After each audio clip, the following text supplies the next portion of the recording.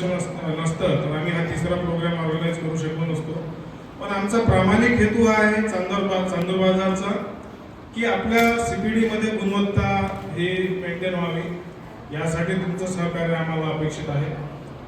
तर आज आपल्या कार्यक्रमाला उपस्थित मेटन मॅडम, तसंच आता आजचं जे सेशन महत्त्वाचं घेणार आहोत आपण, सर्वांचा ब्रेकफास्ट झाला आहे? Okay, done. अशी एनर्जी कमी झाल्यासारखी वाटलं तुम्हाला? म्हणजे उन्हामुळे आहे की काय?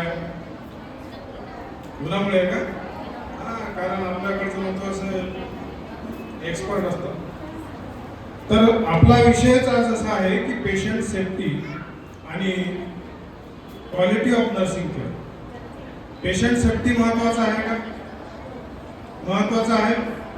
एक माईक घेऊन प्लीज, जर कोणी ऑडियन्स, पेशंट सेफ्टी महत्वाचा आहे का? बरं महत्वाचा आहे.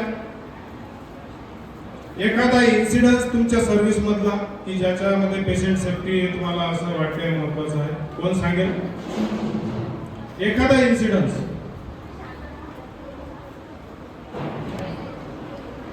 कोणी सांगू शकते? Pre test post test mobile सोडून द्या, सर्वांनी एकदा लक्ष द्या की एखादा इन्सिडन्स आहे बघा आपल्या जिल्ह्यामधील नामांकित रुग्णालय, तिथं असा एक इन्सिडन्स झाला होता की एक्सच्या ऐवजी वाय ड्रग्स प्रिस्क्राईब केला होता. हा, लक्षात आला. आपल्याला याच्यावर जास्त डिस्कस नाही करता येत, पण आपल्याला त्यामधून शिकायचं असतं.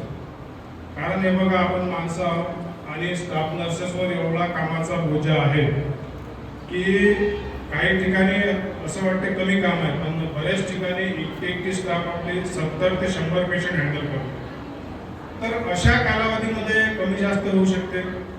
जसा आपल्यावर कामाचा बोजा आहे तसंच आपल्या ANM ताई सब सेंटर वगैरे 5000, 7000, 8000 लोकसंख्या सांभाळतात. बरेच वेळेस आपलं राहून जाते. निष्काळजीपणा भाग वेगळा. निष्काळजीपणा म्हणजे झालं काय, 2 मिनिट ताई इकडे लक्ष द्या.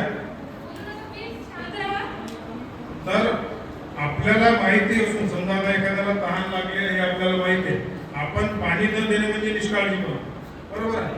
परंतु आपण सर्वांना पाणी देतच आहे, परंतु पाणी देता देता एखादा आपल्याकडून सुटलेला, तो म्हणजे आपल्याकडून असं होऊ शकते.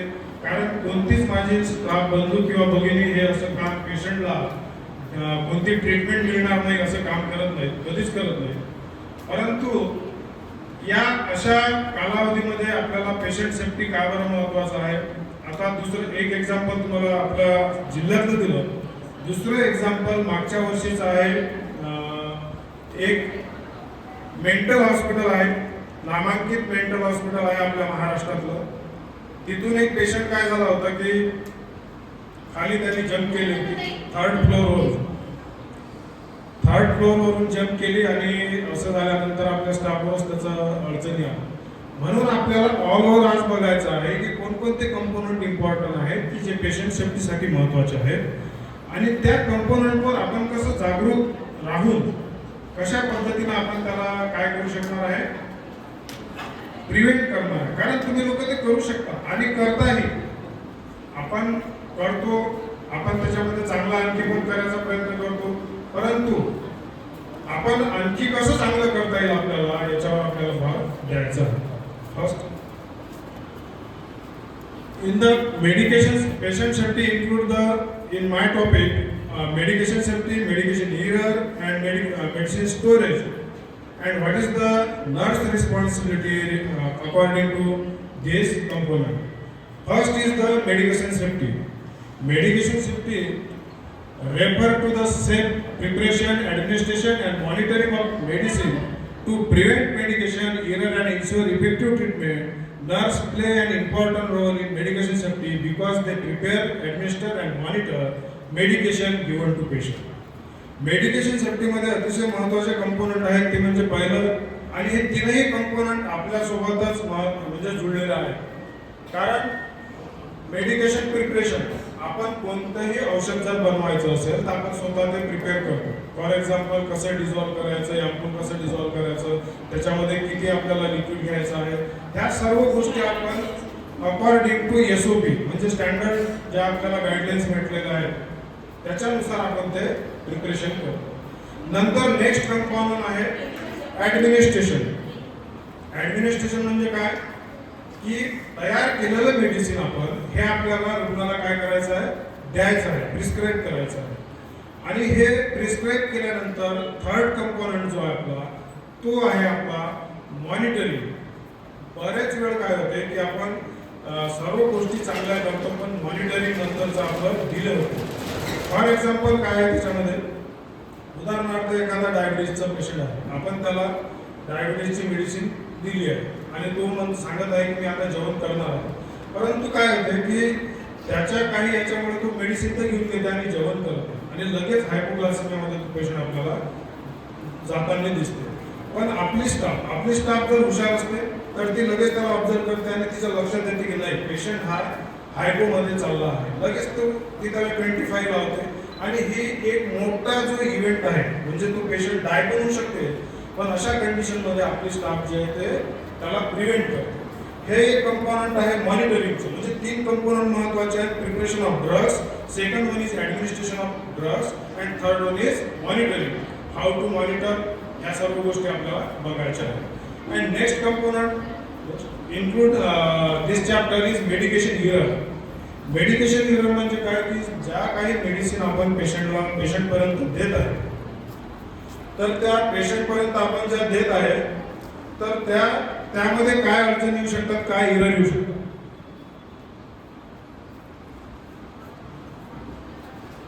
हे सर्व आपल्याला बघायचं आहे. जसं जर कंपनीकडून काही डिफेक्ट आला तर होऊ शकते. जसं आता बेस्ट एक्झाम्पल आहे सध्या कप सिरपचं एक तुम्ही ऐकलं असेल. ऐकलं कोणी ऐकलंय? हां, कप सिरपचं एक आहे जे कंपनी डिफेक्ट होता. कंपनीकडून आल्यानंतर कधी कधी आपल्या स्टोअरचा डिफेक्ट होते. Second component. थर्ड कंपोनंट असं आहे की स्टोअरकडून आपल्याकडे आल्यानंतर पण जे आपण प्रिस्क्रायबर आहोत म्हणजे आपण जे मेडिसिन देणारे आहोत त्यांच्याकडून कधी कधी मिसमॅच होऊ शकतो. ह्या गोष्टी त्याच्यानंतर काही सर्जरीच्या वेळेस मिसमॅच होऊ शकते. ह्या सर्व गोष्टी आहेत ह्या आपल्याला कशा प्रिव्हेंट करता येईल ह्या सेकंडमध्ये आहेत. त्यानंतर नेक्स्ट कंपोनंट जे महत्त्वाचं आहे मेडिसिनमधलं, मेडिकेशन सेफ्टीमधलं तर ते आहे 10R. 5 आपण शिकलो होतो बऱ्यापैकी, बरोबर आहे. आता 5चे आपण 5Rचे काय केले आपण 10R केलं. 5 कंपोनंट इज व्हेरी इम्पॉर्टंट आहेत. पण supportive 5 component is also important because the legal and ethical nurse can be accountability and everything. तुम्हाला मी सर्वांना PPT पाठवतो, डोंट वरी. आपण जे यूट्यूब चॅनल ओपन केलं त्या संदर्भात मी बोलतो तुम्हाला. आपलं उद्देश म्हणजे आपला उद्देशच तो आहे की तुमच्याकडे सुरळीत सर्व गोष्टी पोहोचल्या पाहिजे. तुम्ही फक्त माझ्याकडे लक्ष द्या किंवा स्लाईडकडे बघा किंवा आणखी तुम्हाला काही सांगायचं असेल त्या संदर्भात ते सांगा. माईक आपल्याकडे आहेच. दुसरं तर फर्स्ट राईट काय, right patient, right medication, right dose, right route, right time, right documentation, right reason, right response, right education, right to refuse. Right to refuse सर्वात शेवटचा आहे. काय आहे राईट टू रिफ्यूज म्हणजे? मॅडमने छान सांगितलं. राईट म्हणजे काय, राईट टू रिफ्यूज म्हणजे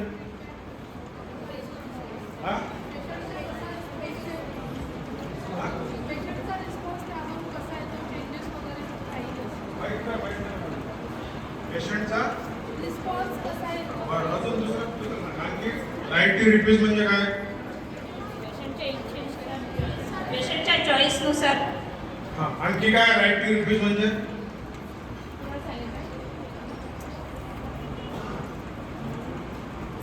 कोणी सांगेल राईट टू रिफ्यूज म्हणजे? हां, तुम्ही सांगा. हां, यांच्याकडे जा. हां, सांगा तुम्ही. पेशंटला जर मेडिकेशन नाही घ्यायची असेल तर त्याला राईट आहे तो रिफ्यूज करू शकतो. Very good, good answer. बरोबर आहे. काय सांगितलं त्यांनी की आपल्याला पेशंटला राईट आहे. कधी कधी हा राईट थोडा रिस्ट्रिक्टेड आहे. पण राईट टू रिफ्यूज म्हणजे काय आहे की जर एखाद्या पेशंटने म्हटलं की मला मेडिकेशन घ्यायचं नाही तर तो त्याचा काय आहे अधिकार आहे. सेकंड अधिकारमध्ये पण एक महत्त्वाचं आहे जे आपण नेहमी चुका करतो राईट टू इन्फॉर्मेशन आहे पेशंटचा राईट. कोणती तुम्ही ट्रीटमेंट दिली, काय दिली, हे तुमचा पेपर पेशंट पाहू शकते. बरेच वेळ तुम्ही प्रायव्हेटमध्ये गेल्यानंतर काही लोक आपल्याला पेपर दाखवत नाही, असं कोणीच करू शकत नाही. According to patient right everything can you show. म्हणजे काय आहे ते तुम्ही ते बघू शकता. हां, काही कॉन्फिडेन्शियलिटी असतात ज्या तुम्ही एक्सपोज करू शकत नाही. त्याच्यामध्ये काही डिसिजस कंडिशन आहे की त्या डिसिजस कंडिशन आपण एक्सपोज करू शकत नाही. फॉर एक्झाम्पल युनिव्हर्सल प्रिकॉशन आहे, अदर आहे जे स्टिग्मॅटिकल आहे, सोशल स्टिग्मॅटिकल आहे. सोशल स्टिग्मॅटिकल म्हणजे काय की ज्या आजारांना सामाजिक धब्बा, कलंक असं संबोधलं जाते, ज्याला कुष्ठरोग होता पूर्वी, असे आपण एक्सपोज करू शकत नाही. कारण असे जर डॉक्युमेंट एक्सपोज केले तर त्या रुग्णाला काय होणार की समाजामध्ये वावरताना सर्व लोक थुथू करणार. जसे महामारी लोक काय होते, महामारी आपण नशीब बघितलं, आता मॅडमने काही जुने पेशंट बघितले असतील तर त्यांच्याकडे लोक लक्षच नाही द्यायचे. त्यांचं इन्फेक्शन एवढं वाढायचं, न्यूरोलॉजिकल डॅमेज एवढं व्हायचं की त्यांचे पोट अक्षरशः हे काय व्हायचे, पडून जायचे. म्हणून आपल्याला काय करायचं आहे की ते हे राईट महत्वाचे आहे. तर राईट टू रिफ्यूज, परंतु जर छोटं बाळ असलं त्यांना मेडिसिन घेत नाही म्हटलं तर मग आपण द्यायचं नाही का? मग तुम्ही राईट टू रिफ्यूज कसं फॉलो करता? याला कुठं कुठं रिस्ट्रिक्शन आहे. म्हणजे जर तो अवेअर असेल, पेशंट कॉन्शियस असेल तर आपण त्याला राईट टू रिफ्यूजचा राईट देतो. हेच आपल्याला माहीत पाहिजे डिटेल. कारण आतापर्यंत आपण 50% बघितलं, पण कोणाला जो अवेअर आहे, व्यवस्थित आहे हेल्थबद्दल, तो म्हणू शकते की मला तुमची मेडिसिन घ्यायची नाही. पण छोटं बाळ आहे किंवा अनकॉन्शियस पेशंट आहे किंवा मेंटल हेल्थचे पेशंट आहे, त्यांना आपल्याला काय करायचं आहे, मेडिकेशन द्यायचं आहे. ओके. तर नेक्स्ट पेशंट राईट. आता पेशंट राईटमध्ये काय आहे की आता इलेक्ट्रॉनिक डिव्हाइसेस हे रिपोर्टिंगमध्ये आलेलं आहे. माहिती आहे सर्वांना, ई सुश्रुत वगैरे इलेक्ट्रॉनिक डिव्हाइसेस. तर आपल्याकडे डेटा जो आहे तो बिलकुल डेस्कटॉपला रेडी आहे. आज जरी नाही तरी येत्या 2 वर्षात तुम्हाला ह्या गोष्टी आपल्या गव्हर्नमेंटला पण दिसतील. तर पेशंटचं नाव आपल्याला बघायचं आहे. काय काय बघतो आपण तसं जनरली? नाव बघतो, आणखी एज, आणखी मेन आपल्याला 2-3 गोष्टी बघायच्या आहेत. पहिलं तर नाव बघायचं आहे, हॉस्पिटल रजिस्ट्रेशन नंबर बघायचा आहे किंवा काही आयडेंटिटी दिलेली असेल हॉस्पिटलमध्ये ते बघायचे आहे. त्यानंतर नेक्स्ट आपल्याला जर अनकॉन्शियस पेशंट असेल किंवा मेंटल हेल्थचा असेल तर आपल्याला पेशंटचं काय बघायचं आहे, टॅग बघायचा आहे. टॅग प्रायव्हेटला कोणी काम केलं असेल तर पेशंटला टॅग असतो. गव्हर्नमेंटला पण इरविन सारख्या ठिकाणी पण मेडिसिन वाढला आपण टॅग लावतो. कारण 70 पेशंट असतात, आपण एकटेच असतो. मग काय होते की पेशंट जर एखादा डेथ झाला तर नेमका सर्टिफाय कोणता करायचा हेच आपल्याला कळत. 70 पेपर असतात, 70 पेपर आलेले आहेत तुमच्याकडे. त्याच्यानंतर 20 लोक सलाईन घेऊन चालले जातात, मग 50 लोक हजर आहेत, 20 ॲब्स्कॉन्डेड असतात. तेव्हा आपल्याला खूप डिफिकल्टीज होतो. म्हणून आपण काय करतो, टॅग लावतो. म्हणून पेशंटच्या 3 गोष्टी आपल्याला बघायच्या आहेत, नाव, रजिस्ट्रेशन, त्यानंतर टॅग बघायचा आहे. आणि जसं आता example nurse explain, Ram Sharma, yes, ID 25487, it is okay. जर तो असला तर मग आपल्याला समोर द्यायचं. हे तुम्ही लोक डेली करता, हे काही नवीन नाही आहे आपल्यासाठी. परंतु कधी कधी काय होते, आपल्यासाठी गडबडीमध्ये थोडं होऊ शकते, ह्या गोष्टी व्हायच्या नाही. म्हणूनच आपल्याला हे करायचं आहे. नेक्स्ट आहे राईट मेडिकेशन. राईट मेडिकेशन काय करायचं आहे, 3 टाईम आपल्याला त्याला बघायचं आहे मेडिकेशन. जेव्हा आपण ती बॉटल उचलतो, फॉर एक्झाम्पल पॅरासिटामॉल आपल्याला द्यायचं आहे, हे पॅरासिटामॉलची स्ट्रीप आहे का, ओके. नंतर जेव्हा आपण तो ड्रग्स प्रिपेअर करतो तेव्हा आपल्याला बघायचं आहे पॅरासिटामॉलच आहे का. कधी कधी काय होतं की आता आपण ट्रॉलीने इंजेक्शन देतो ना, आपण काय करतो, डायक्लो भरतो, अँटासिड भरतो, अँटीबायोटिक भरतो, एनाल्जेसिक भरतो, अकॉर्डिंग टू प्रोटोकॉल.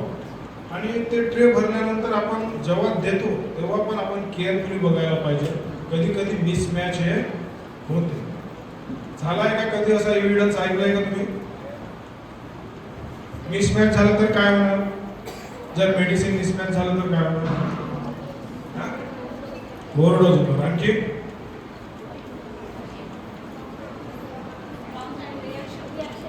रिॲक्शन. आणखी नेक्स्ट स्लाइड. त्यानंतर राईट डोस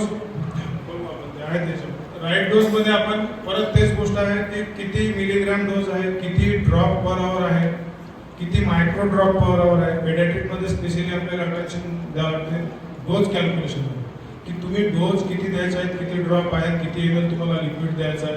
आणि ड्युरेशन मध्ये प्लस डोजच नसते, ड्युरेशन पण त्याचं महत्त्वाचं असते. काही काही मेडिसिन आपल्याला तेवढ्या पर्टिक्युलर ड्युरेशनमध्ये द्यायचं आहे. फॉर एक्झाम्पल इन्सुलिन जर आपण आयव्ही लावलं तर त्या पर्टिक्युलर ड्युरेशनला आपण ते इन्फ्युजन पंपनी काय करतो, शिफ्ट करतो. सर्वांना इन्फ्युजन पंप माहीत आहे, माहिती आहे. नेक्स्ट. हां, मी जे विचारलं होतं की जर रॉंग ड्रग झालं तर काय होणार. आता राईट टू आपण रूट नाही बघितला अजून, रूट समोर बघणार आहोत. तर हे एक बेसिक रूट आहे. तर राईट जर आपलं मेडिकेशन जर समजा रॉंग गेलं, फॉर एक्झाम्पल आता आपण ट्रेनिंग पासून शिकत आहे की डायक्लो कसं लावायचं आहे आपल्याला. हां, आय एम की आयव्ही म्हणत आहे कोणतरी. आणखी कोणता मेडिकेशन असं आहे की जो आपण आयव्ही देऊ शकत नाही डायरेक्ट.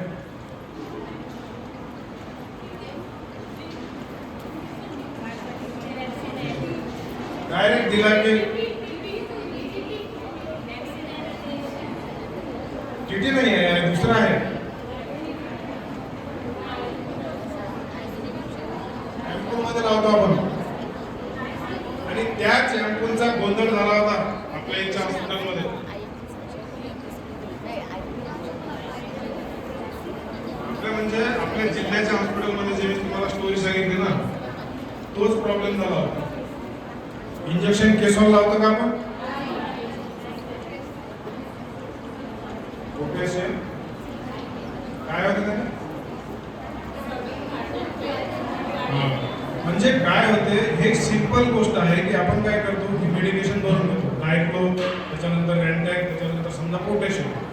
आपलं इंटेन्शन नसते, कोणालाच असं वाटत नाही की आपलं माझ्या ड्युटीत पेशंट गेला पाहिजे. कारण आपल्या ड्युटीत जर पेशंट कदाचित गेला तर आपल्याला पण ते दुःख होते. शेवटी आपण ह्युमन बिईंग आहोत. मे बी मिस्टेकली किंवा नेमकं काय होते की आपण रॅन्टेक दिल्यानंतर तेव्हाच आपल्याला फोन येतो आणि आपल्याला मग आपलं लक्षच नसते आणि आपण होऊ शकते, होत नाही. तुम्ही सर्व आपण लोक कॉन्शियसली ड्युटी करतो, त्याबद्दल आपल्याला परिपूर्ण गॅरंटी आहे. परंतु असं जर झालं, मे बी असं जर झालं तर तो पेशंट सडनली काय होते, कार्डियक अरेस्ट. आता नेक्स्ट एक क्वेश्चन आहे माझा. जर समजा आता मी ड्युटीला आहे, माझ्याच्याने रॉंग मेडिकेशन प्रिस्क्राईब झालं तर मी काय करायला पाहिजे. हां, अरे सांगितलं तर मला काढून देतील ना. हां,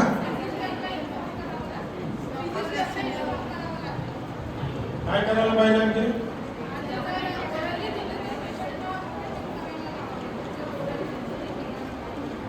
इमिडिएट आपल्या सिनियरला इन्फॉर्म करायचं. आणि सिनियर कधी चॅनल थ्रू जायचं हे लक्षात घ्यायचं. आपलं चॅनल काय आहे हे लक्षात घ्या, हे सांगायचं. आपलं चॅनल काय आहे, सिनियर स्टाफला सांगायचं, आपल्या मेट्रन मॅडमला सांगायचं. आणि सिनियर इन्चार्ज सिस्टर आणि मेट्रन मॅडमची पण जबाबदारी आहे की अशा वेळी आपल्या स्टाफला कसं सेव्ह करावं. त्या दोन्ही गोष्टी तेवढ्याच महत्त्वाच्या. आणि मग ऑन ड्युटी यांना सांगायचं. याने काय होते, जर तुम्ही असं इन्स्टंटली रिपोर्टिंग केलं तर पेशंट सेव्ह होते, तुम्ही पण सेव्ह होता. शक्यतो या गोष्टी आपण प्रिव्हेंट करतो. आणि नेक्स्ट टाईम असे इन्सिडन्स होणार नाहीत यासाठी आपण प्रिव्हेंटिव्ह पॉलिसी हॉस्पिटलची क्रिएट करतो. म्हणजे फॉर एक्झाम्पल एखाद्या वेळेस जर डायक्लो ड्रग दिला तर आपण डायक्लोचं वेगळं डोजेस द्या आणि ते वेगळंच यूज करा, असं पॉलिसीज तयार करतो हॉस्पिटलची की जेणेकरून ती चूक होणार नाही. त्याच्यानंतर आता रूट जे आहेत ते महत्त्वाचे आहेत. मेन म्हणजे कोणकोणते रूट आपण मेडिकेशन देतो, कोणकोणते देतो. नॉर्मल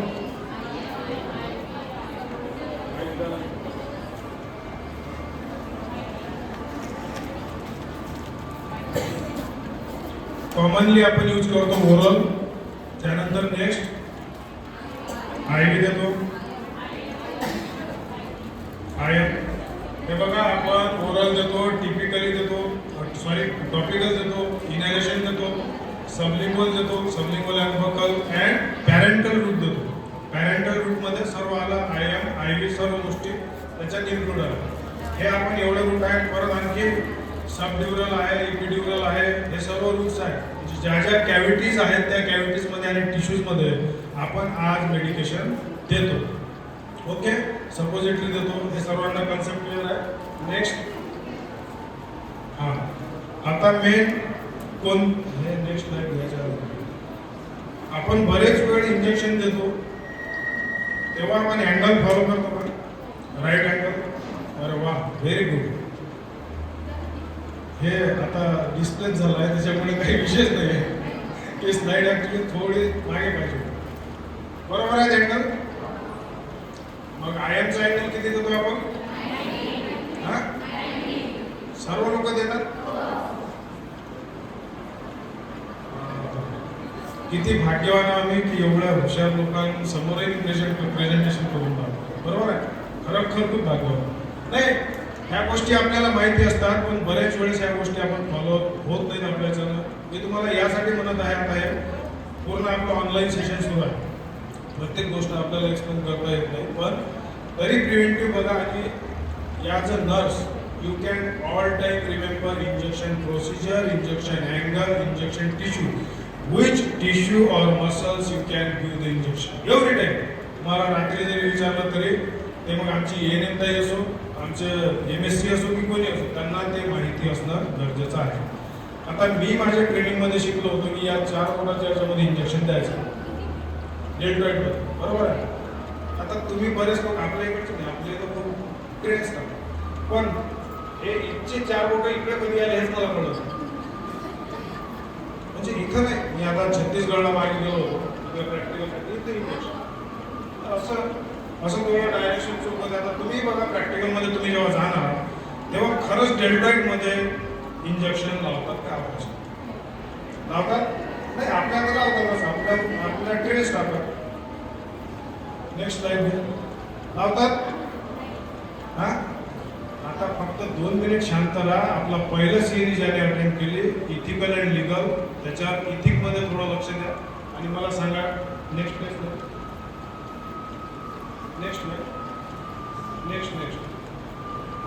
बघा डेल्टॉइड मसल्स आहेत आपल्या. आहे इंजेक्शनची साईड बरोबर?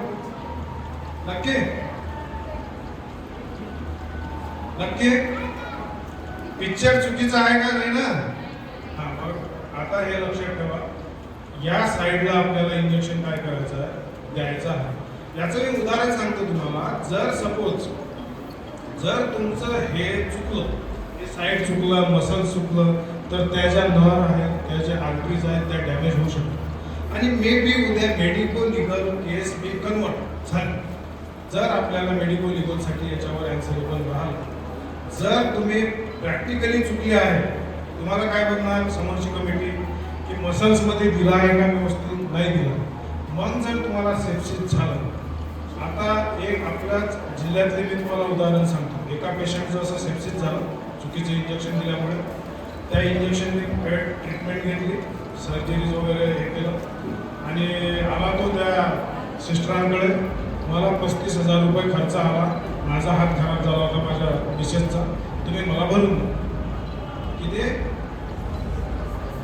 हां, मग ते जेव्हा आपण बघितलं, मी ते गेलो होतो त्याच्यामध्ये थोडंसं सोल्युशन करायला, तर ते साईड थोडी आपली काय झाली होती, मिसमॅच झाली. अशा वेळेस काय होते की आपल्याला प्रॉब्लेम येऊ शकतो. हे पण बघायचं आहे आपल्याला. याच्या आधीची 2 इंजेक्शन साईट महत्वाचे आहेत. एक डेल्टॉइड आहे आणि दुसरी आपण जे बटर्समध्ये लावतो. हे बटर्समध्ये आपल्याला ह्या सर्व गोष्टी माहिती आहेत. 4 पार्टमध्ये आपण डिवायडेशन करतो. कोणती नर्व असते की जे डॅमेज होऊ शकते? हां, कोणती असते? Very good, very good, good answer. कोणती असते? काय होते मग समजा ती डॅमेज झाली तर काय होते?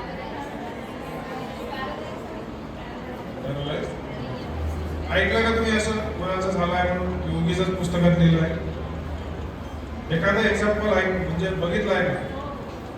हा बघितला खूप जे आहे ते पूर्ण असं उंदाते आणि पूर्ण पॅरलाइज तो पेशंट होतो. याचे मी 2-3 पेशंट ज्याला बघितले जेव्हा अनुभव होता. आणि खरं म्हणजे हे तरी ठीक आहे, हे आपलं रिकवर होतं, पण जर काय सायटिका डॅमेज झाली तर त्या पेशंटला खूप भयानक त्रास होतो. भयानक म्हणजे आपण इमॅजिन करू शकत नाही.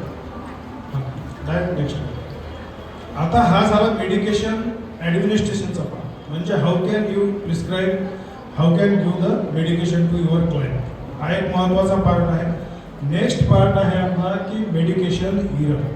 मेडिकेशन इररमध्ये काय आहे की तुमच्या मेडिकेशन तुमच्यापर्यंत पोहोचणे आणि तुमच्यापासून तुम्ही हे तुमच्या क्लायंटला डिलिव्हर करणे यामधला जो काही चेन आलेला आहे ते फॅक्टरीपासून तर तुमच्या क्लायंटपर्यंत जे काही गोष्टी आल्या आहेत त्याच्यामध्ये कोणकोणते इरर येतात हे आपल्याला बघायचं आहे. The prescribe the wrong drug or dose is order by the provider. जसं आपलं कोणतं एक्झाम्पल दिलं, आपण कोणतं एक्झाम्पल दिलं, कफ सिरपचं दिलं की जर तुमची प्रोव्हायडिंग कंपनी जी आहे तिनं जर तुम्हाला चुकीचंच औषध दिलं तर त्याच्यामुळे काय होऊ शकतं की मेडिकेशन इरर येऊ शकतं.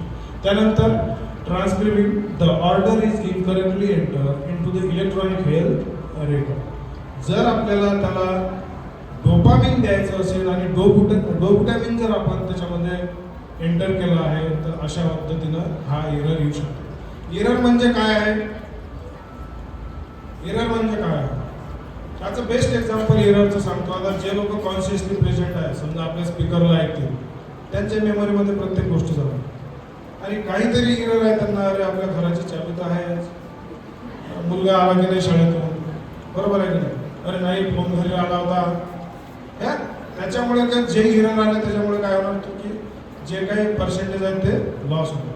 हे असेच आहेत की अशा ह्या गोष्टी आल्यामुळे मेडिकेशनची गुणवत्ता कमी होणार. त्यानंतर ॲडमिनिस्ट्रेशन. ॲडमिनिस्ट्रेशन हा तर आपला टोटली आपलाच पार्ट आहे. मेडिकेशन हे कोण देते, आपणच देतो, मॅक्झिमम ठिकाणी आपण देतो, आज तरी त्याला चॅलेंज नाही आहे. त्याच्यानंतर नेक्स्ट आहे एक मिनिट,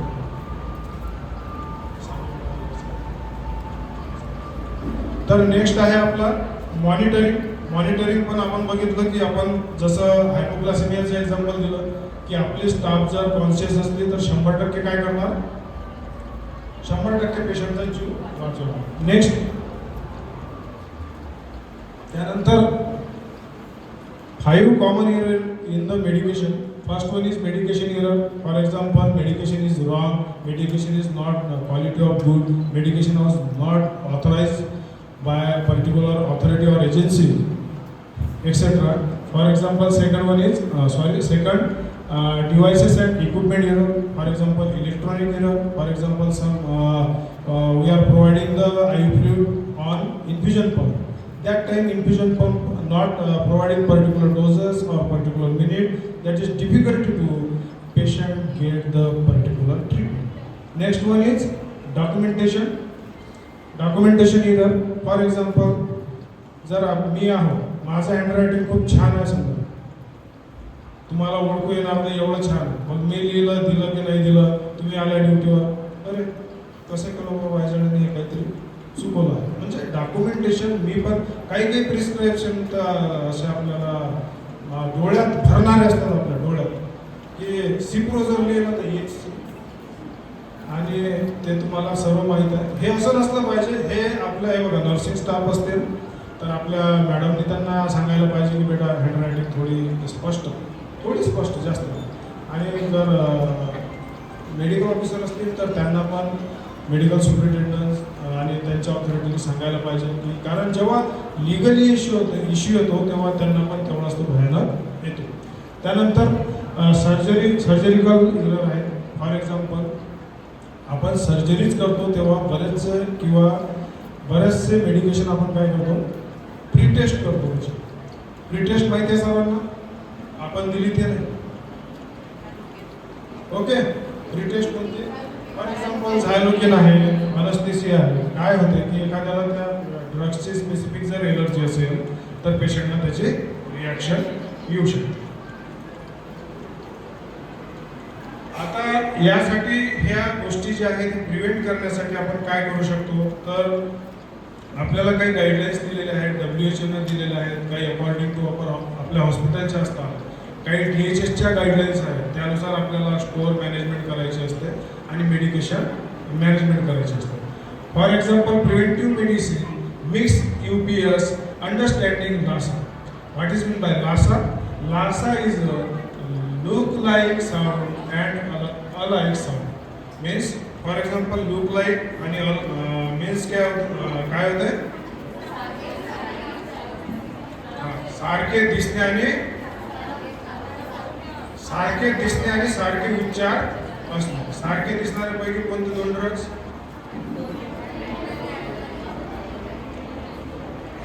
इन्सुलिन आहे. बरेच दोन ड्रग्स असे राहतात की ते सारखे दिसतात, बरेच दोन ड्रग्स असे राहतात की त्यांचं प्रोनाउन्सिएशन सारखं आहे.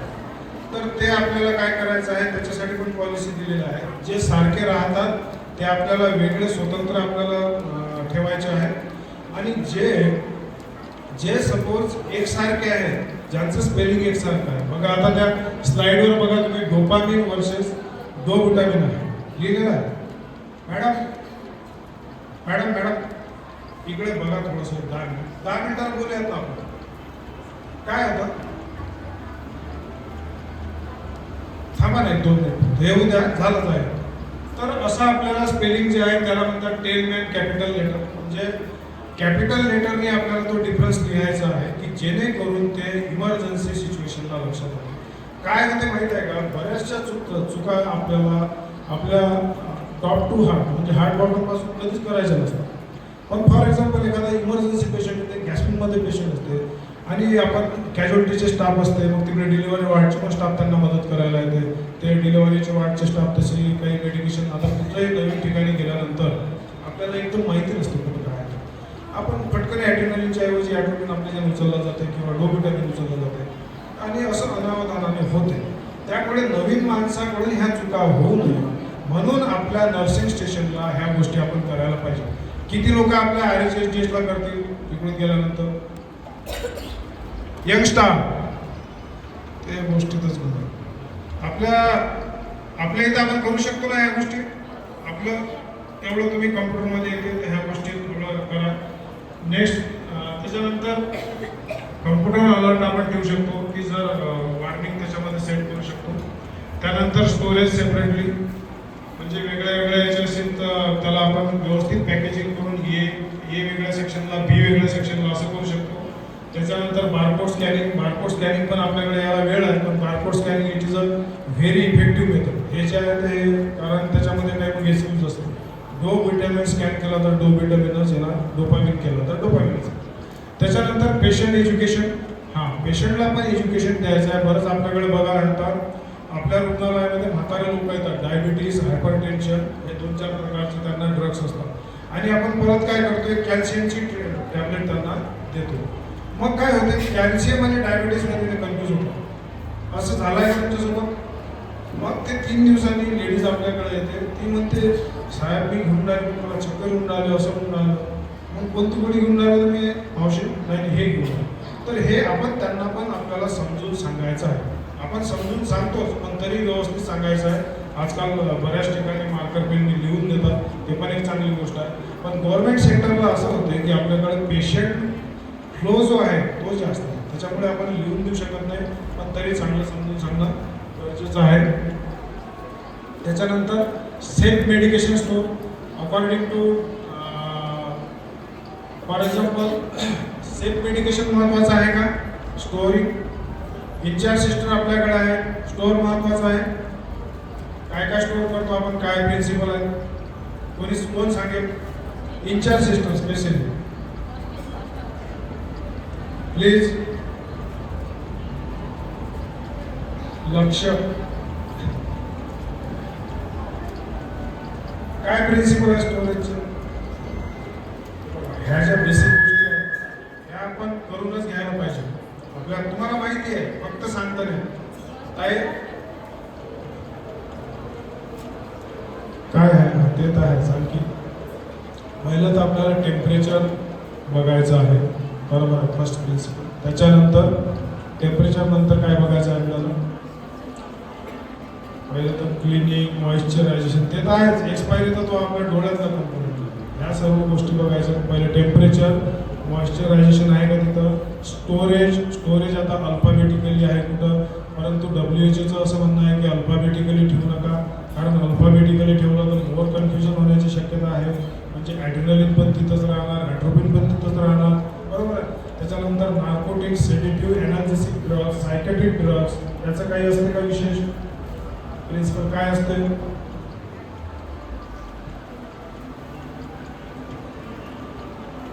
याचं लॉटमध्ये असतात, तुमच्या सिस्टरकडे असतात.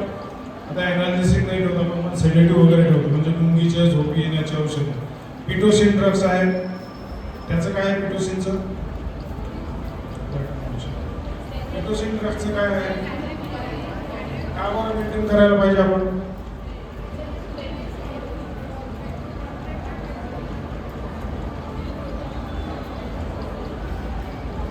का बरं मेंटेन करायला पाहिजे पिटोसिनचं? यवतमाळ जिल्ह्याच्या एक आर्याची गोष्ट आहे. त्या सिस्टरांवर पिटोसिनच्या संदर्भात ॲक्शन झाली होती. म्हणजे विनाकारणच त्यांना त्या ह्याच्या सामोरं जावं. का बरं? कारण हे असं बरेच वेळा आपण रेकॉर्ड करत नाही.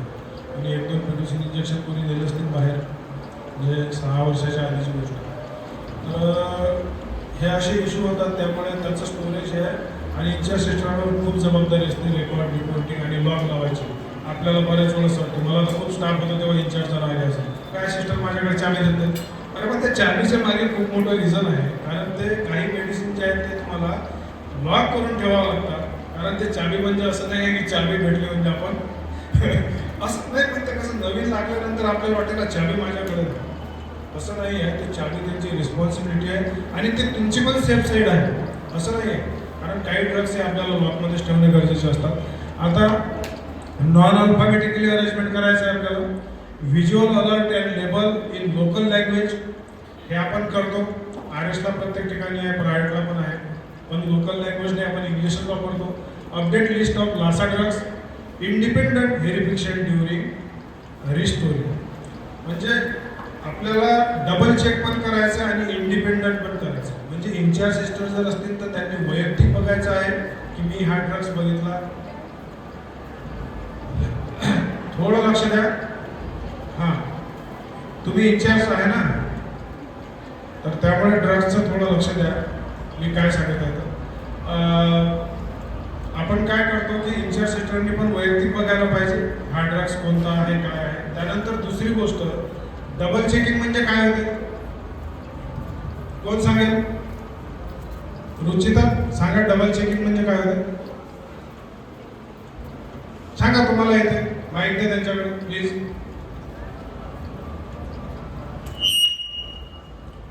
हे आपल्या सर्व यंगस्टर आहेत, हे यांना सर्व या गोष्टी माहिती असणे गरजेचे आहे. आणि त्यांना माहिती आहे काय होते डबल चेकिंग म्हणजे.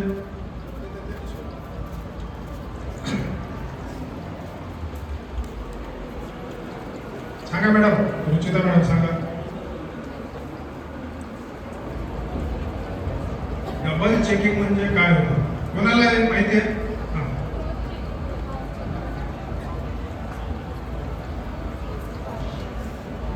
डबल चेकिंग म्हणजे सिंपल आहे ना, क्रॉस चेकिंग. सिंपल गोष्ट आहे. कधी कधी बघा आपल्या इंचार्ज सिस्टर ड्युट्या लावतात, ते म्हणतात बेटा चेक करून घे रेकॉर्ड, बरोबर आहे का नाही? किंवा तसंच आपल्याला प्रत्येक मेडिकेशन आहे डबल चेकिंग करायचं आहे. कधी काय होते की आपण नेहमी चेकिंग केल्यामुळे आपलं थोडं मिसमॅच होऊ शकते. याचा अर्थ असा नाही, एखाद्या वेळेस तुम्हाला जर म्हटलं की ते मेडिसिन वगैरे बाळा एक्सपायरी बघतं, तुम्हाला लय समजते, इंचार्ज सिस्टरना काही समजत नाही, असं अजिबात नाही. त्यांना विश्वास असते की बाबा माझं काही चुकलं नाही पाहिजे. तरुण मुलगा आहे, त्यांचं जरा ब्रेन चांगलं असते, डोळं चांगले असतात, म्हणून फटकन आपण बघायचं असतं, बरोबर आहे. कधी कधी होऊ शकते आपल्याला डोळ्याची चूक होऊ शकते, याला म्हणते डबल चेकिंग. त्यानंतर next, medication safety principle, prescription verification, pharmacy processing, त्यानंतर safe storage and separation. Prescription verification म्हणजे ज्या पेशंटला जी औषधी लिहिली आहे ती त्यालाच लिहिली आहे का आणि व्यवस्थित लिहिली आहे का, ह्या सर्व गोष्टी आपण आपल्याला बघायला पाहिजे. जसं मी काही प्रिस्क्रिप्शन जे आहे ते ठराविक मेडिकलवाल्यालाच काय होते, आलं लक्षात? हां, व्हेरी गुड. त्याच्यानंतर नेक्स्ट फार्मसी प्रोसेसिंग काय आहे. फार्मसीमध्ये जर ते मेडिसिन आलं तर ते मेडिसिन स्टोरेज व्यवस्थित आहे का, त्याच्यानंतर तुम्ही स्कॅन करून त्याला हे करा, त्याचं व्हेरिफिकेशन बघा. काही काही मेडिकेशनवर काय होते, कोड येतात, बरोबर आहे. कोणत्या कोणत्या मेडिकेशनला काही पर्टिक्युलर कोड येतात किंवा साईन येतात किंवा साईनेज येतात की आपण त्याच्यावरून त्याचं व्हेरिफिकेशन करतो की हे युजेबल आहे ऑर नॉट.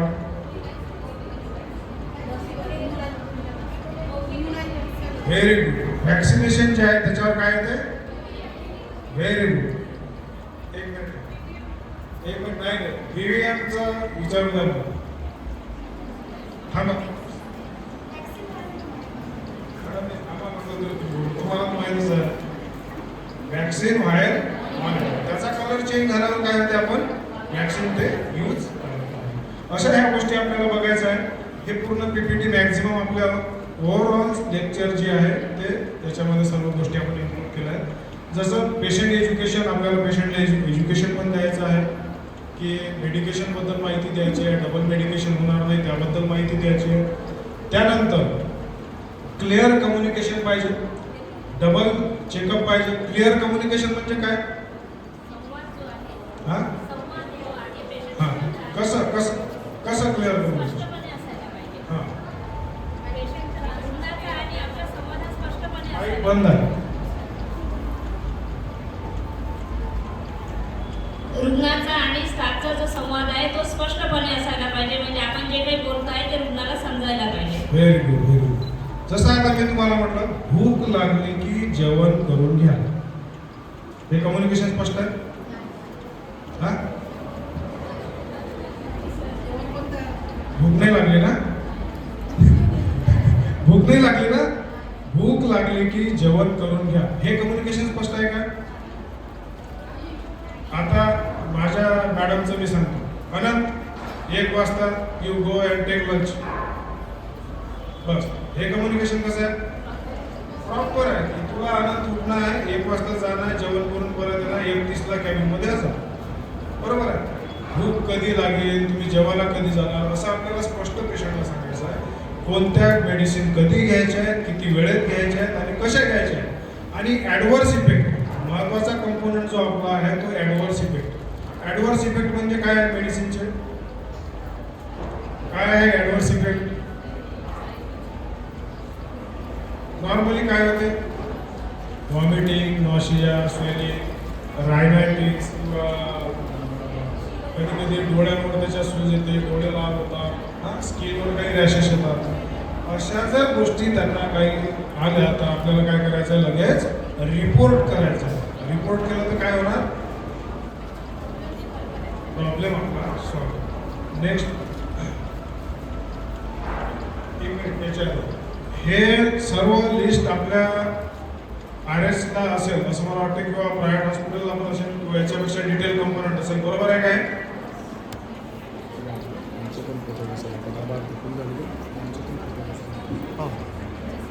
ही आहे ना सर्व हॉस्पिटलला लिस्ट, हां आहे. आणखी काही ॲडिशनल कंपोनंट आहे याच्यामध्ये, काय आहे, हां हां हां हे पण आहे. किती दिवस,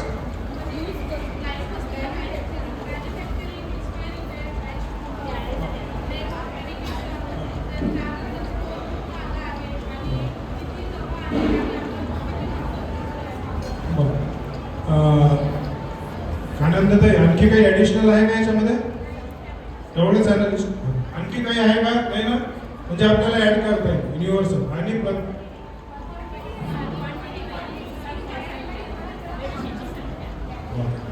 हे आपण जे आपले ट्रे आहेत, इमर्जन्सी ट्रे किंवा इतर मेडिकेशन ट्रे आहेत, त्याला आपण बनवून ठेवतो. क्वांटिटीचं काय होते ते फ्लुएंटली एक्सचेंज होणार आहे.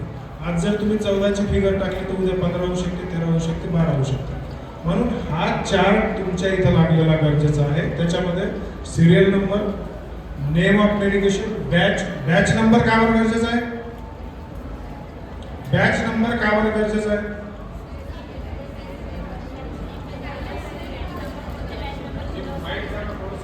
बोलू दे ना, का बरं गरजेचा आहे बॅच नंबर? आणखी इकडचे लोक नाही बोलत आहेत, जरा कमी बोलत. बॅच नंबर का बरं गरजेचा आहे मॅडम?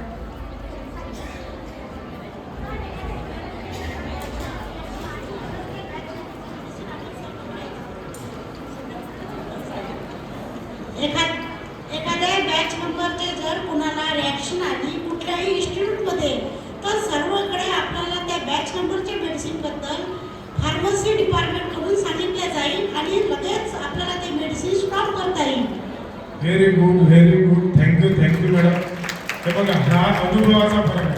कारण हे बघा, आता जर समजा एखाद्या बॅच नंबरचा जर काही प्रॉब्लेम आला तर लगेच टोटल महाराष्ट्रात ते बॅन होते. आपले गव्हर्नमेंटचे लेटरच येतात की दिस बॅच नंबर, हा बॅच नंबर जो आहे मेडिसिन स्टॉप करून द्या. म्हणजे हे आपल्या यायला पाहिजे. जर तो बॅच नंबरचं आपण लेटर बघितलं आणि लेटर बघितल्यानंतर आपण लगेच तो ट्रेमध्ये बघू, या बॅच नंबर समजा आपण ते काढून घेऊ. ह्या गोष्टी महत्त्वाच्या आहेत आपल्या. त्यानंतर नेक्स्ट मॅन्युफॅक्चरिंग डेट आणि एक्सपायरी डेट. एक्सपायरी डेट आपण कधी बघायला पाहिजे? एक मिनिट. एक्सपायरी डेट आपण कधी बघायला पाहिजे? तुम्ही सांगा. कधी बघायला पाहिजे सांगा.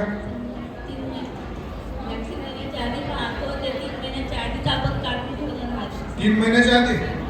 व्हॅक्सिन द्यायच्या वेळेस पाहतो आपण, पण ते आधीच 3 महिन्याच्या आधी ठेवतच नाही एक्सपायरी. ड्युटीवर आलो तेव्हा चेक करायला पाहिजे. Very good answer. किती लोक ड्युटीवर येण्याबरोबर दररोज मेडिसिन चेक करतात? हात वर करा. ड्युटीवर येण्याबरोबर मेडिसिन चेक करणार सर तो बहुतेक किस्मत वाला हूँ इतने अच्छे लोग. चलो दररोज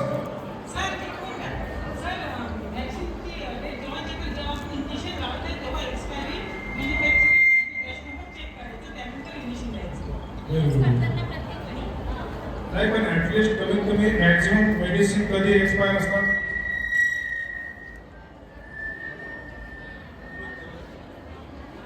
मॅक्झिमम आपण 25 ते 30 या कालावधीमध्ये जे डेट आहे आपली, बरोबर आहे, महिन्याची 25 ते, मला असं वाटतं झाला आता टाइम बरोबर झालं, थांबतो मला. 25 ते 30 आपल्याला काय करायचं आहे की मेडिकेशन चेक करायचं आहे. आणि मेडिकेशन चेक जर केलं तर आपल्याला एक्सपायरी ते कळून जाणार आणि आपल्याला लक्षात येणार की ही आपली या महिन्यात एक्सपायरी आहे आणि आपण ते बाहेर काढू. आणखी कोणाला काही प्रश्न विचारायचा याच्याबद्दल? आणि प्रत्येकाला माझी आणखी एक नम्र विनंती आहे की खरोखरच ताईंनी जे बेस्ट आन्सर दिलं की मी ड्युटीवर येताबरोबर मेडिकेशन चेक करतो, त्याच्यासाठी टाळ्या वाजवा सर्वांनी. आणि आजपासून आपल्या टॉपिकचा एक तरी आपण हे करू की ड्युटीवर आले की एक्सपायरी चेक करायचं. आमचा स्टाफ पण चांदूरचा चेक करतात दररोज आले की ड्युटीवर, बरोबर आहे. एक्सपायरी डेट नाही, ह्या अशा नवीन गोष्टी आपल्याला याच्यातून माहिती पडतात. तरी बरेच लोक करत असतील, काही लोक नसतील करत माझ्यासारख्या रस्त्यावर, पण बरेच लोक करतात. काही कोणाला विचारायचं आहे? आता माईक सर्व तुमच्याकडे येणार आहे. मला हे सांगा, एक फक्त आपली जबाबदारी सांगा. मेडिकेशन ॲडमिनिस्ट्रेशन म्हणजे प्रिपरेशन, ॲडमिनिस्ट्रेशन, मॉनिटरिंग आणि मेडिकल युरल, याच्यामध्ये आपली काय जबाबदारी आहे? काय जबाबदारी आहे त्यांच्याकडे द्या. काय जबाबदारी आहे सांगा. तुम्ही सांगा काय जबाबदारी आहे सांगा. मॅडम कळलं सांगा मॅडम.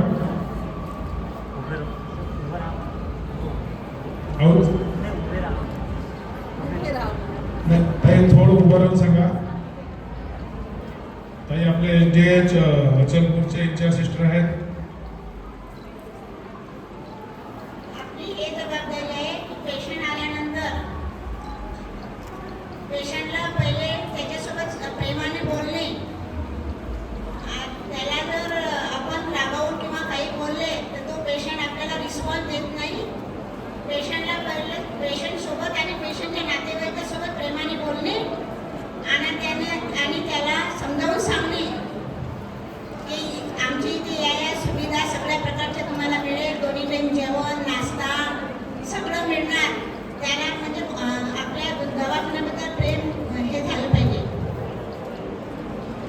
खूप छान आहे, खूप छान. आता तुम्ही माणसात ताईने सांगितलं मेडिकेशन बद्दल की पेशंट सोबत प्रेमानं बोलणं. प्रेमानं जर तुम्ही बोलले तरच तो मेडिसिन घेणार तुमच्याकडून, तरच तो तुमचे इन्स्ट्रक्शन फॉलो करणार, नाही तर तो तुमचे इन्स्ट्रक्शन फॉलो करणार. थँक्यू. आणखी काय नर्सिंग रिस्पॉन्सिबिलिटी वाटते तुम्हाला? हां, यांच्याकडे या मॅडमकडे जा. नेक्स्ट आणखी कोण सांगायला तयार आहे त्याच्याकडे सांग, म्हणजे माहिती. हां सांग. सर, आपण जे पेशंटला मेडिकेशन देत आहोत त्या मेडिसिनचे काही ॲडव्हर्स इफेक्ट होऊ शकतात. आपल्याला माहित आहे की हे याबद्दल होऊ शकते, म्हणून आपण हे कसं पेशंटला थोडंफार तरी असं सांगू शकतो. कारण आता सर्वांना माहित आहे की कोविडपासून एव्हरी पेशंट नॉलेजफुल आहे आणि एव्हरी पेशंटला प्रत्येक गोष्ट समजते. तर ॲटलीस्ट हा ठीक आहे, 50-60 पेशंट राहतात गव्हर्नमेंट, सगळ्यांना आपण सगळ्या गोष्टी एक्सप्लेन करू शकत नाही. पण जो असा हाय रिस्क ड्रग आहे आपण ज्याला देऊन राहिलो, तर त्याला थोडीफार तरी आयडिया असते पाहिजे, जेणेकरून जर समोर झाला तर तो पेशंट रेडी असतो त्या सिच्युएशनला सफर करायला आणि तो पॅनिक होत नाही. Very good, very good. आता फॉर एक्झाम्पल डायबिटीजचा पेशंट आहे आणि आपण त्याला सिंपल सांगितलं की बाबा चॉकलेट सोबत ठेव. काय आहे, जर त्याला हायपोग्लायसेमियाचे साईन जर लागतील तर लगेच तो चॉकलेट खाणार आणि हायपोमध्ये जाणार नाही. बरोबर आहे का? हे आपल्याला त्याला सांगणं आपली जबाबदारी आहे. आणखी काय जबाबदारी आहे?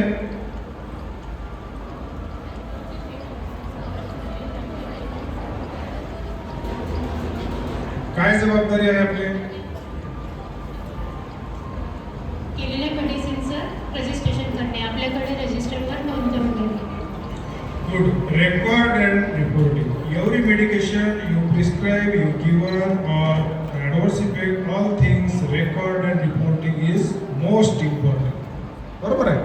कारण रेकॉर्ड अँड रिपोर्टिंग हे कम्युनिकेशनचं एक माध्यम आहे की त्यांनी काय केलं, कामाचा हा एक आरसा आहे, तुमच्या कामाचा आरसा. आणखी काय करू शकतो? बस एवढंच करू शकतो.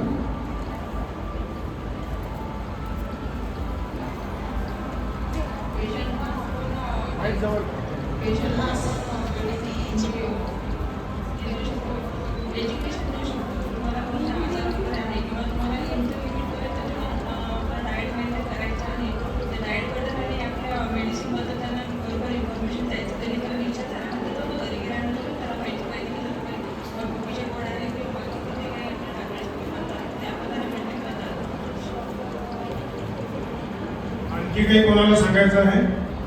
हां हां मॅडमकडे जा. Very good madam. हां. पेशंट जर हॉस्पिटलमध्ये आला तर आपली रिस्पॉन्सिबिलिटी आहे की त्यांना, जर तुम्ही वॉशरूमला जात असेल तर नळ बंद करा, जर विनाकारण लाईट चालू असेल तर लाईट बंद करा, आणि जर गरीब पेशंट असेल तर त्यांना आपण इन्फॉर्मेशन देऊ की तुम्ही गरीब आहात तर ठीक आहे, तुमच्याकडून पैसा भरून होत नाही तर ठीक आहे, आपल्याकडे सुविधा आहे, MGPY आहे, BPL आहे आणि आयुष्यमान कार्ड पण आता सुरू झालेले आहे. अशा प्रत्येक प्रकारची आपण त्यांना माहिती देऊ जेणेकरून त्यांना पैसा कमी भरावा लागेल. ओके. आणि आपल्याला जर असं विचारलं ना, विदिन 30 सेकंदातच आपण सांगा. हॅलो. म्हटलं आता सर्वांनी तर सांगितलेलंच आहे की हा रोल आहे, तो रोल आहे, परंतु मला इथं असं सांगावंसं वाटते की दिवसभरात जे दिलेले इंजेक्शन असतात त्याचा डे रिपोर्ट आणि नाईट रिपोर्ट असतो. त्यामध्ये तुम्हाला लिहायचं असतो, एकच शब्द लिहायचा असतो की ऑल इज वेल. म्हणजे पेशंटला कोणत्याही प्रकारची कधीही या ड्रगची रिॲक्शन आलेली नाही आणि स्कोर आउट, एवढंच मला सांगायचं आहे. ओके. आणखी कोणाला सांगायचं नाही तर 2 मिनिटात आता हे करतो. सांगा मॅडम. 30 सेकंदात तुमचा रिप्लाय जो आहे तो 30 सेकंदात द्या. सर, ज्या व्यक्ती रुग्ण भरती होते हॉस्पिटलमध्ये तर आजूबाजूचा परिसर पण स्वच्छ पाहिजे. रुग्णाची बेडशीट बदलवणे, रुग्णाला हायजीन बद्दल माहिती देणे. ओके ओके ठीक आहे. नेक्स्ट. हे बघा, आपल्याला हे पण शिकायचं आहे, आपल्याला बोलकं पण व्हायचं आहे. Relevant to topic you can give the answer, आपल्याला ते पण शिकायचं आहे. How can manage the time हे पण आपल्याला शिकायचं आहे. 30 सेकंडमध्ये आपल्याला द्यायचं आहे. बरोबर. हां मॅडम सांगा. सर, जर मेडिसिनचं काही झालं, साईड इफेक्ट वगैरे झाली, रिॲक्शन झाली, तर वरच्या अधिकाऱ्यांना ते गुंतवणूक झाल्याचं लवकरात लवकर कळवलं. Very good. Okay? Now we are discussing about what is the nurse role and responsibility regarding the medication administration. Okay. First one is we briefly assess the patient. It is very important and necessary for the all nursing officer when we are calling the self as a nursing officer, we have take a responsibility and accountability regarding your profession. Not only officer, you have a right to save the patient regarding the assessment. Okay.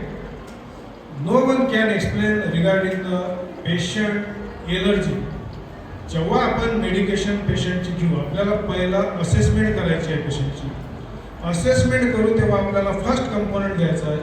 बरेच लोक आता ही गोष्टी करतात. Please माझी नम्र विनंती आहे ही गोष्टी करू नका. एक 10 मिनिटाचा आपण मॅडम त्यांच्याकडे द्या माईक द्या त्यांच्याकडे विचारा त्यांना नर्सरी द्या त्यांच्याकडे द्या ताईकडे द्या. ताई प्लीज सांगा नर्स रिस्पॉन्सिबिलिटी सांगा. मी एवढं जीव तोडून तुम्हाला सांगत आहे. आम्हाला पण असंच करता येतं ना 15-15 मिनिट इथं शिकवायचं जायचं नाही. कृपया आमचा आत्मविश्वास तुम्ही कमी करू नका. सहकार्य करा एवढीच नम्र विनंती. आमच्याकडून काही चुका होत असतील शांततेने सर्वांनी ऐकून घ्या. कारण काय होते माहिती आहे का स्पीकर येतो उभा राहिल्यानंतर त्याची जे डेप्थ असते लेंथ असते तुम्ही त्याचं ते इंजन डाऊन करून टाकता. खूप प्रिपरेशन करावं लागते ह्या सर्व गोष्टी करायला. माझी नम्र विनंती आहे प्लीज 5 मिनिट झालं. हा मेन कंपोनंट आहे. मी हा विषय बोलत होतो की प्रत्येकाने नर्सिंग रिस्पॉन्सिबिलिटी सांगितली. पण जेव्हा आपण प्रिस्क्राईब मेडिकेशन करतो तेव्हा असेसमेंट आपल्याला पेशंटची करायची आहे. असेसमेंटमध्ये फर्स्ट कंपोनंट घ्यायचा आहे की तुम्हाला काही रिॲक्शन आहे का, काही मेडिकेशनची एलर्जी आहे का. चांगल्या कॉन्व्हेंट शाळेत पण लेकरांच्या फॉर्मवर लिहिलं असते की कोणत्या मेडिकेशनची एलर्जी आहे का. हा काय आहे आपला मेन कंपोनंट आहे. का बरं माहित पाहिजे आपल्याला. कारण तुम्हाला जर माहित असेल तर तुम्ही ते मेडिकेशन देणार नाही आणि देणार नाही कोणाला जे त्याची एलर्जी आहे ते आपण स्टॉप करू. हा एक मेन कंपोनंट आहे. ब्रीफली असेसमेंट करायचं आहे. त्याचं रिझन घ्यायचं आहे. आता फॉर एक्झाम्पल तुम्ही ॲज अ नर्सिंग ऑफिसर आहे. तुम्हाला जर असेसमेंटनुसार तुम्हाला समजत आहे की या पेशंटला सध्याच्या कंडिशनला हे मेडिकेशन द्यायचं आहे किंवा गरजेचं आहे. टेम्परेचर आहे. पॅरासिटामॉल आपण देऊ शकतो ना. देऊ शकतो की नाही देऊ शकत. त्यालाही वाटच आपली बघायची आहे. कोणी आपल्याला सांगेल कोणी ऑर्डर टाकेल आपण ते देऊ शकतो. इव्हन आशाताई पण देतात आपल्या गावामधल्या आशाताई पण देतात. मग हॉस्पिटलमध्ये आपण PCM त्याला देऊ शकतो. आता फॉर एक्झाम्पल एखादं जर बच्चू आहे तुम्ही जर त्याला अकॉर्डिंग टाईम लिमिटमध्ये जर समजा पॅरासिटामॉल सिरप दिली तर काय होणार. त्याचा हायग्रेड फीवर कमी होणार आणि त्याला जे काही कन्व्हल्जन वगैरे फ्युचर होणार आहे ते तुम्ही प्रिव्हेंट करणार. ब्रीफली असेसमेंट करायचं आहे. रिजनेबल डायग्नोज करायचं आहे. Nursing diagnose. त्यानंतर रॅशनलायझेशन आपल्याला करायचं आहे आणि टोटल इम्प्लिमेंटेशन आपल्याला बघायचं आहे. मेडिकेशन प्रिपरेशनमध्ये आपला वेगळा रोल आहे. मेडिकेशन प्रिपरेशनच्या वेळेस आपण जेव्हा मेडिकेशन आपण सेल्फ उचलतो मेडिकेशन तेव्हा आपल्याला बघायचं आहे. जेव्हा प्रिपेअर करतो तेव्हा आपल्याला बघायचं आहे आणि लास्ट टाइमला जेव्हा आपण पेशंटला इन्सर्शन करतो तेव्हा पण आपल्याला बघायचं आहे की it is right or wrong. त्याच्यानंतर 10R आपल्याला बघायचे आहे. या सर्व गोष्टी आपल्याला बघायचं आहे. एवढं करूनही पेशंट मॉनिटर करायचं आहे आणि मॉनिटर झाल्यानंतर जर सपोज एखादा ॲडव्हर्स इफेक्ट तुम्हाला जाणवला तर हायर ऑथॉरिटीला रिपोर्ट करायचा. कोणाला करायचा रिपोर्ट. सिनियर स्टाफला करायचा आहे. आपल्या मेट्रो मॅडमला करायचं आहे. अकॉर्डिंग टू चेन जायचं आहे आपल्याला. अकॉर्डिंग टू चेन गेलं तर आपलं कधीही व्यवस्थित होते. आणखी याबद्दल कोणाला काही प्रश्न आहे.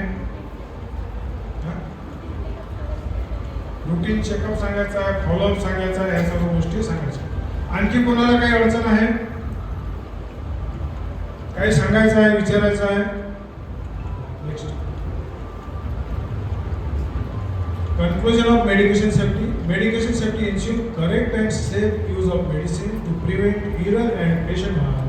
Following the 10 rights of medication administration and guidelines from the World Health Organization, help nurses provide safe, effective and quality patient care.